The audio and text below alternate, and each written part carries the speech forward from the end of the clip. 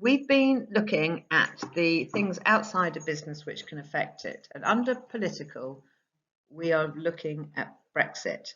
And in the following slides, it will get you to think about what the effect of Brexit is. And then I want you to link that to your business and research exactly how it's going to affect them. So just to recap, we're going to look at where we are now. We've looked at the single market, the free movement of goods, people and capital. Bear that in mind when we're thinking about this.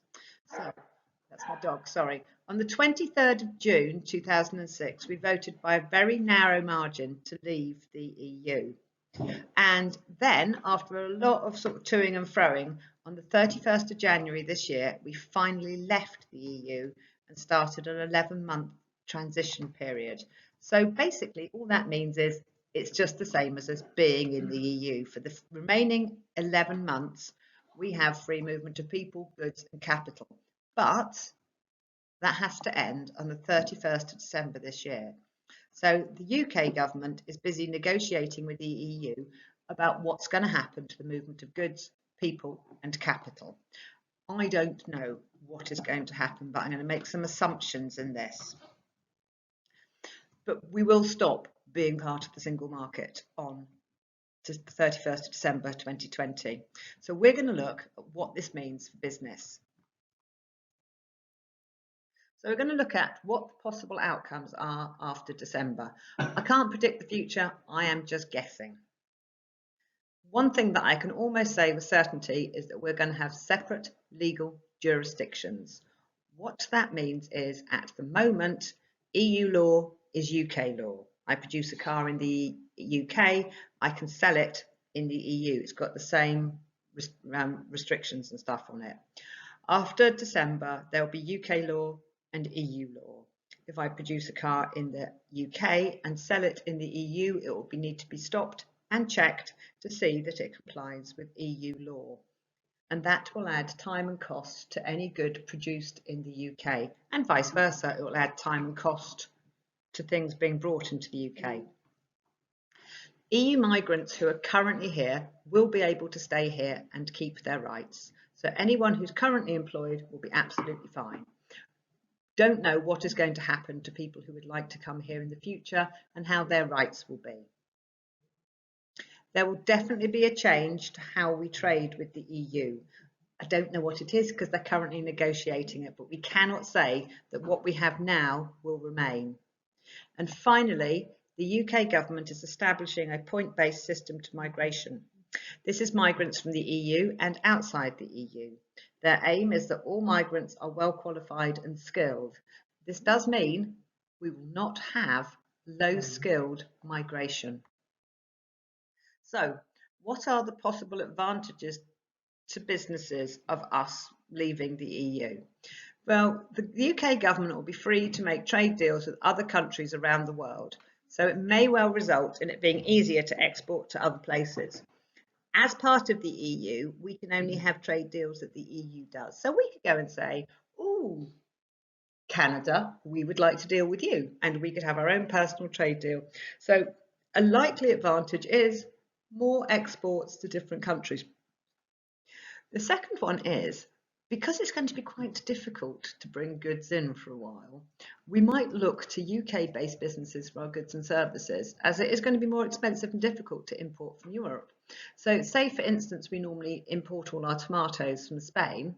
It might actually be advantageous to UK tomato growers because we won't be able to get hold of them so easily, so it will be better to buy them from the UK. So I definitely think there's going to be some winners for this. Of course, there are going to be some disadvantages as well. They're only possible because I can't predict the future. However, I believe that trade with the EU will be more difficult / expensive. First of all, it is going to take time to have things checked at the border because there's undoubtedly going to be a border. If we don't get a UK trade deal, it is likely there'll be a tariff, a tax, which is 10%, could be different, put on goods and services. So I believe anything we import from the EU will be slower and more expensive. And if we want to export to the EU, it will be more difficult. So it's going to cause some very big problems for businesses which export and import. There may well be a shortage of workers because we've relied quite heavily in industries like hospitality and in fruit picking and things like that to use EU migrant labour. They will not be allowed under the new point system. We're only allowed skilled labour. So who will be cleaning? Who will be serving us coffee? We have very low unemployment in this country. There actually aren't enough people to fill the jobs. That could put pressure on wages and force them up, being more expensive for businesses. And even people who are really pro-Brexit do say there will be an economic downturn. So in a recession, there is probably going to be a small recession, which is Brexit. We're going to mention at the end the coronavirus because you can't do anything without that at the moment. But it is a problem, isn't it? Think about the EU. The EU are now in the midst of a massive coronavirus shutdown, as are we. They're not actually going to be that keen to sit down and get a trade agreement with the UK. The virus is predicted to last quite a long time. If we don't get a trade agreement by the 31st of December, we will leave with no agreement and the likely economic downturn is going to be worse. So I think when we're thinking about our businesses, we need to be prepared for a recession. So what you need to take from this is you need to be able to write about the effect of Brexit on your business. So first thing you need to find out is how much trade do they currently do with the EU, how much they export to the EU, and what things do they import from the EU to use. Then you'll be able to extrapolate the size of the effect. If they trade with non-EU countries most of the time, very little effect.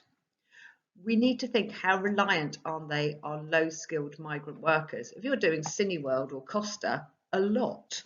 If you're doing a business which uses high-skilled people, perhaps like ITV, because they have a lot of filmmakers and people like that, not so much. So you need to work that out.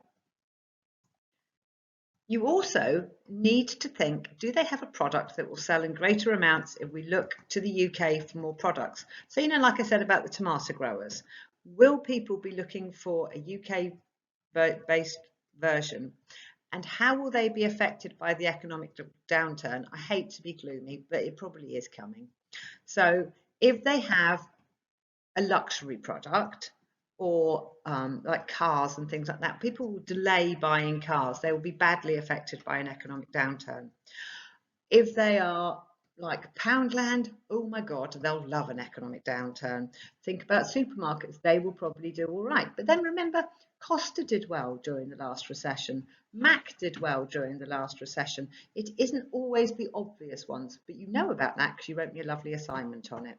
So what I would like you to do is to answer me these 4 questions and put a conclusion on, overall, do you think Brexit will affect them positively or negatively?